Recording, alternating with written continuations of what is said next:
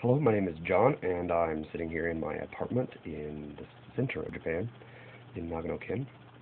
And I just wanted to take a quick minute to give my thoughts on Ricky Gervais at the Golden Globes and why it was and wasn't funny at the same time. I think the key learning thing about this whole situation, it's not that big of a situation, but it's very interesting from an intercultural standpoint, is that Ricky Gervais is funny in England, very funny in England. He's also funny in the U.S., but it's interpreted differently in the U.S. and in England and mostly in the rest of Europe because of a deep-seated cultural difference that isn't readily apparent on the surface, but if you think about it and you look at the cultural difference, you'll start to realize that because of that cultural difference, in England he's hilarious and he's done absolutely nothing wrong. In the United States he's funny, but he's been somewhat offensive. What that cultural difference is between the U.S. and the UK, there is a relative difference in the degree to which we see the distance between people and the power that they have over one another. In the UK, there's a classical European perspective on power distance, and there are people in the United Kingdom who are born, quote-unquote, better than other people, and there are people in the UK that are born, quote-unquote, worse than other people. Now, this is a relative difference between the way the United States sees it and the way that the UK sees it. It's not that you could blanket statement say the UK has a very high power distance, or that the UK, generally people think that there are some people that are way better than others and it's okay in the UK. It's just relative to the United States and the United Kingdom. There is a deep-seated, non-rational, non-expressed perspective that there are some people who are haves and are born with things, and there are other people who are not. This can be explained by the reverence for the monarchy, also peerage in the Houses of Parliament, and things of that nature. So in the United Kingdom, there are people who have and people who have not, and there is no way for people who have not to be able to do damage to people who have. Historically, you've seen that there's nothing that someone who is a have-not, or who is in bourgeoisie, or who is an average person can do to diminish the stature or take away from the haves. Now, that doesn't mean that in practice that's really the way it is now, but from a cultural perspective, deep-seated, non-really analyzed perspective, people in the United Kingdom, relative to people in the United States, see things that way.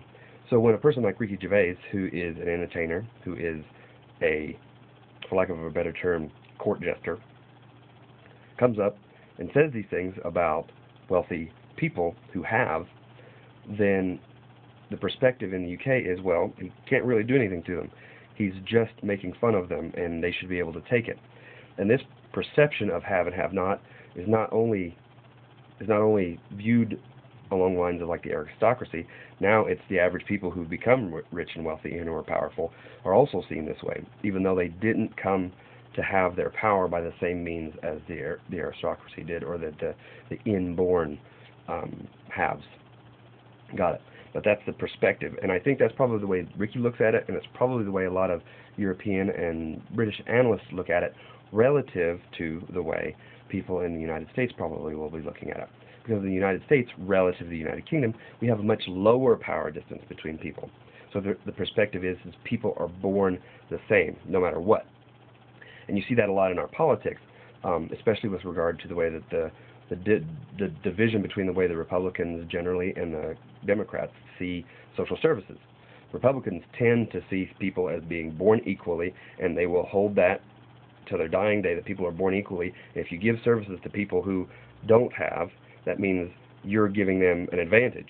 Whereas Democrats tend to not see it as much that way, but the general undercurrent of the U.S. is that people were born the same, and that everyone should be treated the same, and that the same amount of respect and the same amount of criticism should be afforded to everyone fairly equally, in the implicit, non-explicit way. I'm not saying that in a practical aspect, in every single situation, the United States and people in the U.S. look at situations that way. But relative to the United Kingdom, we have a much lower power distance. So when Ricky goes out in front of the audience and starts cutting on American actors, who see themselves as being equal to everyone else, don't have an implicit understanding that there is a hierarchy in society, they become offended because they see an equal cutting them down rather than someone who is bourgeois or who is an entertainer cutting them down. And so the outrage and reaction that Ricky probably doesn't recognize completely, rationally he probably does, but completely and deep down probably doesn't realize, is that Hollywood actors see themselves as equals. You cut them down, it's offensive because you're just as equal as everybody else. Whereas in the UK, probably a little bit less offensive because of the cultural difference in power distance. And that's just my 2 cents. And I thought that was an interesting outcome of what's been going on with Ricky Gervais.